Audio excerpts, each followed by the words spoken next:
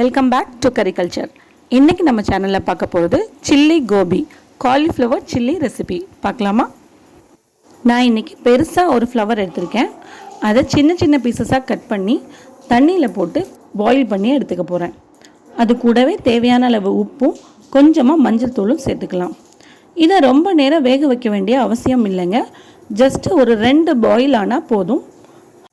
இன்னொரு பாத்திரத்தில் 1/4 கப் அளவுக்கு மைதாவும் 1/4 கப் அளவுக்கு அரிசி மாவும் எடுத்திருக்கேன். இது கூட 3 டேபிள் ஸ்பூன் அளவுக்கு கார்ன்ஃப்ளவர் சேர்த்துக்கலாம்.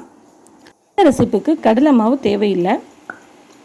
நம்ம எடுத்திருக்க இந்த மாவுக்கு தேவையான அளவு உப்பு சேர்த்துக்கலாம். 1 டீஸ்பூன் அளவுக்கு மிளகாய் பொடி, 1 டீஸ்பூன் அளவுக்கு இஞ்சி பூண்டும் சேர்த்துக்கலாம். இது கூடவே நம்ம சில்லி சிக்கன் பவுடர் சேர்க்க போகிறோம். நான் இன்றைக்கி மணக்காடு சிக்கன் 65 பிராண்ட் எடுத்திருக்கேங்க. இது ஃப்ளேவர்ஃபுல்லாக நல்லா இருக்குது. சில்லி சிக்கன் பொரிக்கும் போது நல்ல வாசமாக இருக்குங்க. இதில் 2 டீஸ்பூன் அளவுக்கு நம்ம சேர்த்துக்கலாம்.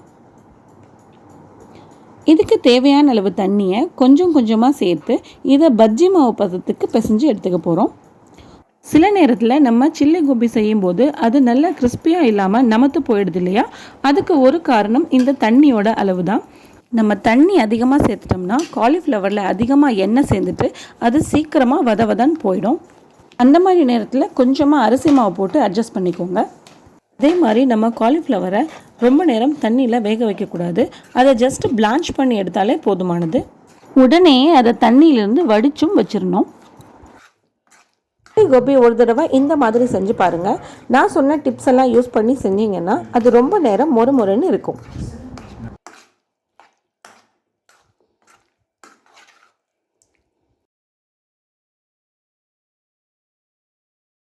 நம்ம சேர்த்துருக்க காலிஃப்ளவர் எல்லாம் இந்த மாவு கூட நல்லா கோட்டாகி கிடைக்கணும்.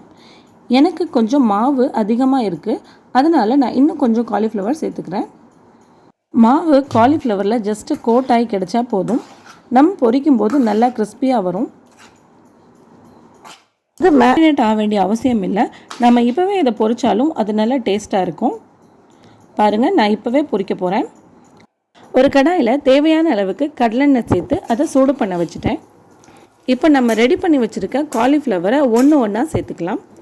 காலிஃப்ளவர் சேர்க்கும்போது மொத்தமாக சேர்த்துட்டிங்கன்னா அது ஒன்றோட ஒன்று ஒட்டி அப்படியே பொரிஞ்சு வந்துடும். அதனால் இது போல் பிரித்து ஒன்றா போட்டு பொரிச்சு எடுங்க.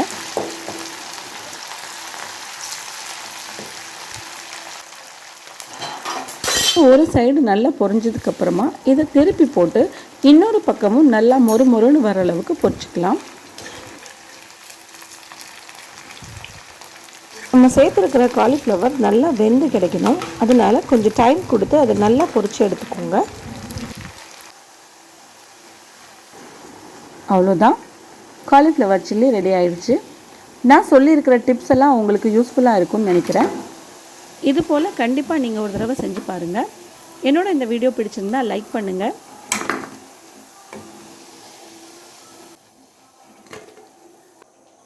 இன்னும் நிறைய இன்ட்ரெஸ்டிங்கான வீடியோஸோடு வரேன்.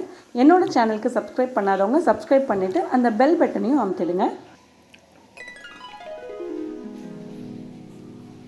தேங்க்யூ ஃபார் வாட்சிங் மை வீடியோ. நெக்ஸ்ட் வீடியோவில் பார்க்கலாம். Take care. பாய்.